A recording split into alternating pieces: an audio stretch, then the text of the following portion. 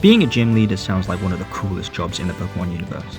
You get to battle all kinds of Pokemon trainers every day. You're looked up to by so many across the world. You're considered an expert in your chosen type. And the coolest aspect of all, you get to design your own Pokemon challenge.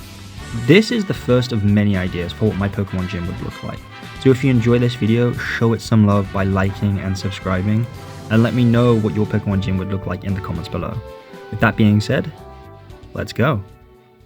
For my first gym idea, we must travel to an unlikely corner of the Pokemon world, to a remote location, the land of Kitakami. I know what you must be thinking, there's no Pokemon League in Kitakami. And you'd be right, but not all Pokemon gyms are official. In Alola's Mali City stands the Cantonian Gym, modeled after the Vermilion Gym in Kanto. This gym's purpose is to give the Alolan people a chance to experience what challenging a Pokemon gym feels like in other regions, while also being a tourist attraction. Upon defeating the Cantonian Gym leader, challengers are awarded the Novelty Surge Badge, an imitation of Kanto's Thunder Badge. So how does that inspire my gym? Well, I like the idea of an unofficial gym serving as both a tourist attraction and a chance for locals to experience other cultures. So I present to you the Mossui Town Pokemon Gym, the one and only Pokemon gym in the land of Kitakami. The gym was established after the events of Mochi Mayhem, when I, the gym leader, visited the area after reading about the Festival of Masks online. The community center's caretaker and I exchanged letters and plans for the project for around a year. Thanks to this link, the gym was set up in the community center where it operates. And much like the Pokemon gyms in Paldea, challengers initiate the gym challenge at the reception desk inside. For the gym challenge, I wanted to create something that gives back to the community, something that helps them out while also giving tourists a taste of Kitakami culture. So the task is this. In spring and summer, trainers are tasked with agricultural work by tending to the rice paddies on Kitakami Road. They'll assist the local farmers with fertilizing, planting, and eventually flooding the terraced fields. In autumn and winter, trainers will be sent up to the Apple Hills to help grow, maintain, and harvest apples. This way, the tourists get a slice of life lived in Kitakami, and local challengers get to contribute to the community. Once you, the trainers, have completed the gym challenge, you're entitled to challenge and battle me, the gym leader. But first, you'll have to find me. You see, I'm not like some of the stay-at-gym leaders in the other towns and cities. I'm active in this community. Whether it be agricultural work, festival work, or simply running peaches for a day so the old woman can have a day off to rest, I'm out and about. Eventually, I am found and challenged, so I take you to my battling spot atop Oni Mountain, to the glittering crystal pool.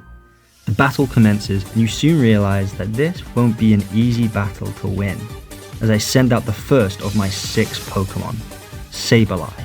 Holding a focus sash and with the ability Prankster, Sableye sports the moveset Fake Out, Knock Off, Disable, and Will-O-Wisp. She would be an annoying foe to deal with for anyone other than you. Next out is Protein Meowscarada, and you best be careful as she holds the Choice Scarf for added speed to land her moves, Worry Seed, Knock Off, Flower Trick, and U-Turn. Coming up third is Grimmsnarl, and he's ready to pickpocket your team's items with moves such as Fake Out, Fake Tears, Foul Play, and Play Rough. But just like the others, you defeat this tricky fella, marking 3 down with 3 more to go.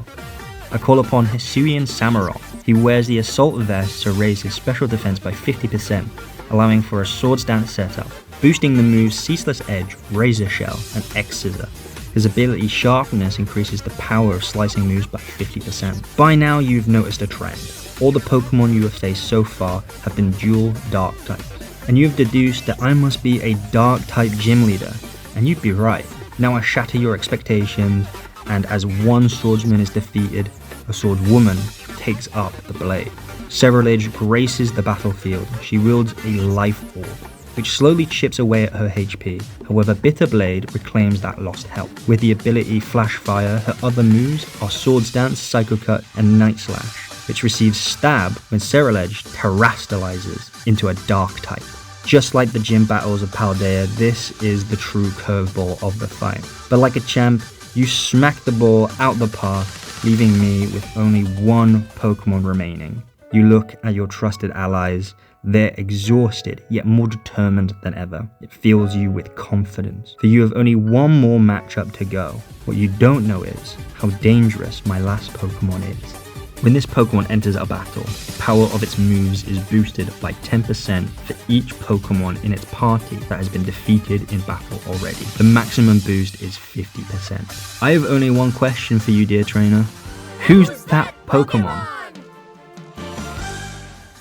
If you guessed King Gambit, you'd be right. With a base stat total of 550, this Pokemon is a force to be reckoned with. Kowtow, Cleave, Iron Head, and Aerial Ace are 3 of its moves, and it holds a Lumberry to wake up immediately after using Rest. The final showdown comes to an end. Congratulations, trainer, you are the victor. As a reward for a spectacular battle, I give you TM181 Knockoff, and as proof of defeating my gym, I bestow upon you the badge, a simple name for a simple design.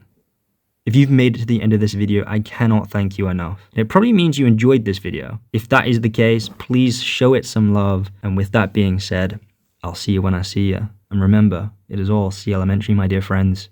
Peace.